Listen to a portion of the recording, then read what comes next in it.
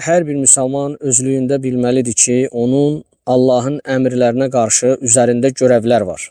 Bu, hər bir müsəlmanın düşünməsi, fikirləşməsi lazım olan məsələdir. Yəni, Allah Teala yaratdığı qullar üçün əmrlər təyin edib. Eyni zamanda da qadağalar qoyub. Hər bir müsəlman, hər bir iman daşıyan şəxs bilməlidir ki, onun bu həyatda mövcud olmasının bir səbəbi var. Yəni, Allah Teala'nın əmrlərinə riayət etmək, eyni zamanda qadağan etdiyi əməllərdən çəkinmək, Allahı təkləşdirmək və ona layiqincə ibadət etmək. Və müsəlman insan bilməlidir ki, müsəlman şəxs bilməlidir ki, onun üzərində bir sıra görevlər var. O görevlər ki, Allah Teala onu insanlıq üçün əmr edib, buyurub. Və buna hər bir müsəlman özü özlüyündə yəni yaşamalıdır. Bunu özü özlüyündə düşünüb və ona əməl etməlidir.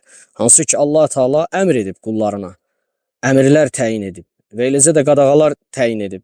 Yəni, insanın o əmrlərə riayət etməsi, Allahın buyurduqlarına itaət etməsi vacib olan amillərdəndir. Eyni zamanda da insan üçün qadağan olunan əməllər var ki, və müsəlmanın üzərində vacibdir ki, o əməllərdən çəkinsin. Yəni, bu, hər bir iman daşıyan insanın üzərində görevdir. Allahın əmrlərinə qarşı olan görevdir və hər bir müsəlman da buna diqqətlə yanaşmalıdır və bunu diqqətə almalıdır, önəmsəməlidir.